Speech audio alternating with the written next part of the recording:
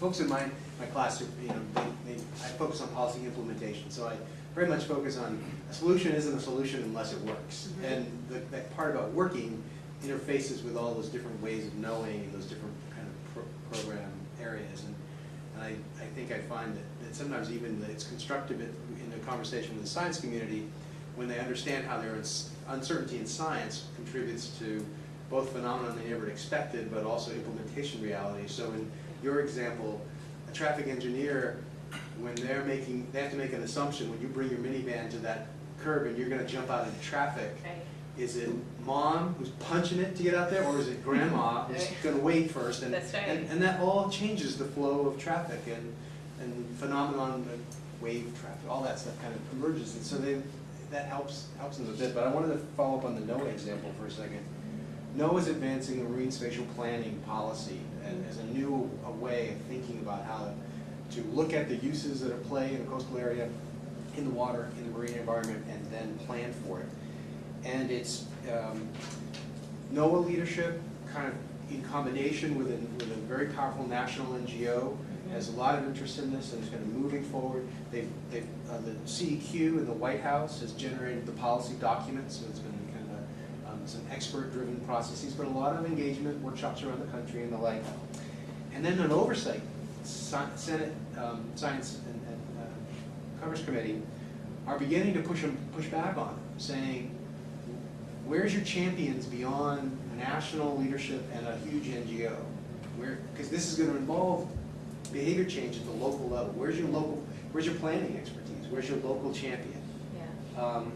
So if you were NOAA now, and you both kind of got a little bit of that feedback, or maybe you aren't listening, but if you get it, how do you adjust your approach to moving forward on a conversation about marine spatial? Yeah, no, you start talking to people at the local and state level right away. I mean, I think you really have to engage them, and more so than you have to get your champions at the local and state level. I really think it's important. Not that you're getting advocates for it, but that you're getting that point of view. A great example and parallel to this is in Homeland Security, when after 9/11, we're going to nationalize Homeland Security and emergency management. So the DHS said, all right, we have a new national response plan, and it's this. And they had hired a consultant to come up with a national response plan.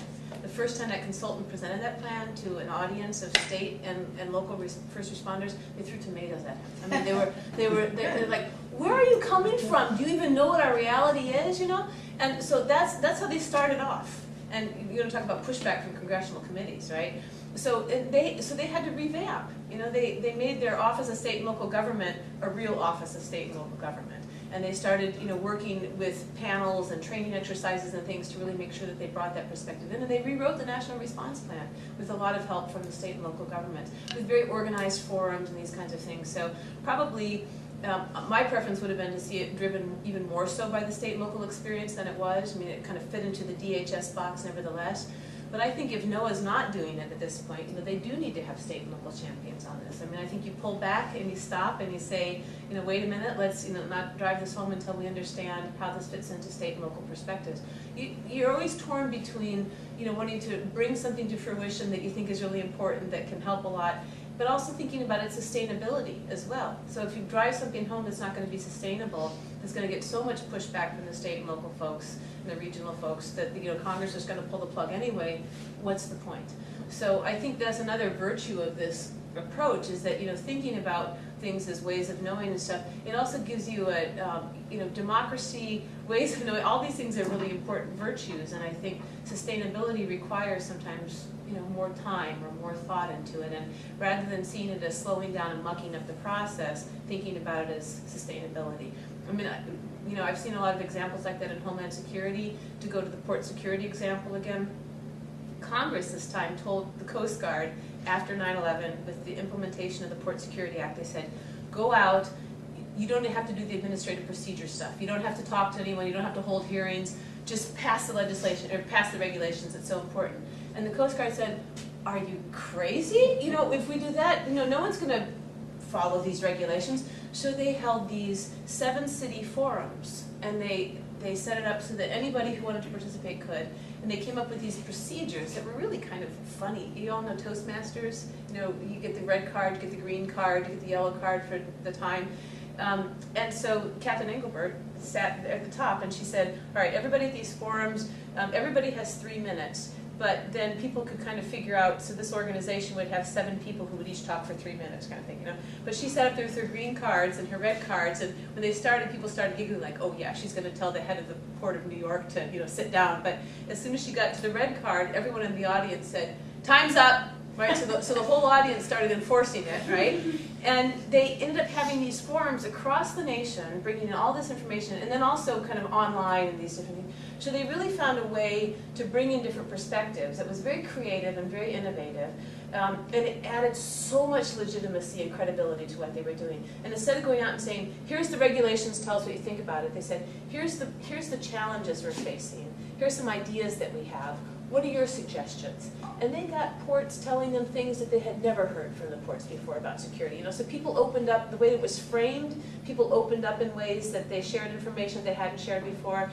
And you know, whether or not port security is successful, you know, I don't know, but there sure are a lot of people participating in it in a very robust way that who weren't before. So I think how you frame it, how you include people, you know, these kinds of things are really, you know, the structure, the forum, the framing, those things are so important, and we oftentimes don't think about them as that important. But I think in this case, so that's the kind of, I guess that's what I guess that's what I would say to Noah.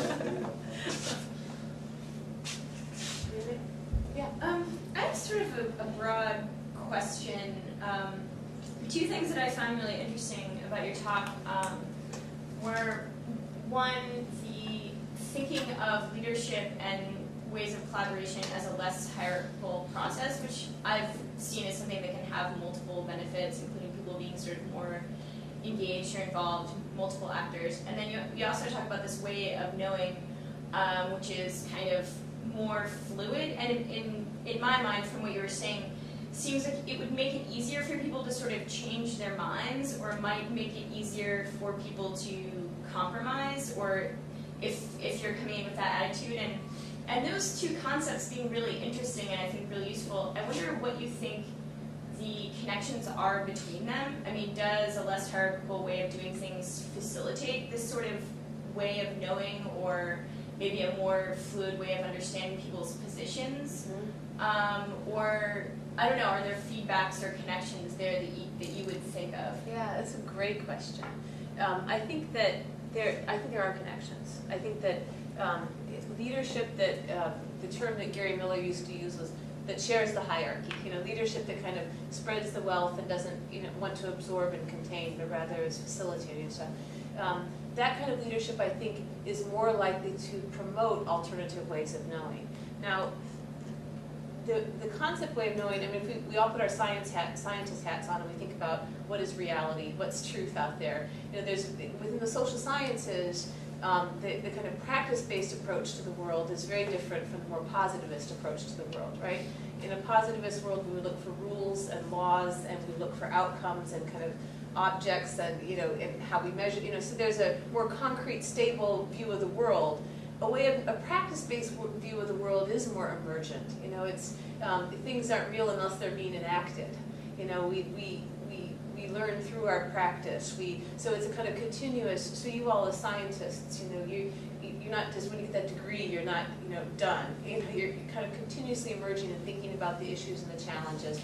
So that may look very stable in some circumstances. We may see a group that's practiced the same idea over and over and over again, and they never change and never change. But they're enacting that over and over again, right? There's relationships and information and things that they're continuously engaged in with each other, with the documents that they write, things. They're reenacting that on a regular basis. It looks stable, but they're actually reenacting it on a regular basis.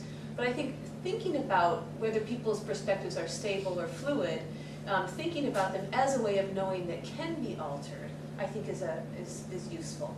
So to your earlier point, though, I think leaders who see the world in a less hierarchical way, in a more facilitating kind of way, are more likely to be able to find ways for people to see alternative ways of knowing. They may not convince people to see things differently, but at least they can expose people to different ways of knowing more easily. I go back to the example of Captain Engelbert in the Coast Guard. When she was doing the port security stuff, she would bring port directors, facility owners, ship owners, diplomats, all these different people together, and they all had their own kind of concrete way of seeing the world, but she had ways of getting at least people to see alternative perspectives that mattered in the big picture for people agreeing to a kind of port security approach that was risk reduction based. So yeah, I think that approach is more likely to facilitate that kind of sharing. Yeah, it's a good question. Okay. Thank you. Sure. There's still some food in the back. Please help yourself. And Thanks come up. everybody for coming.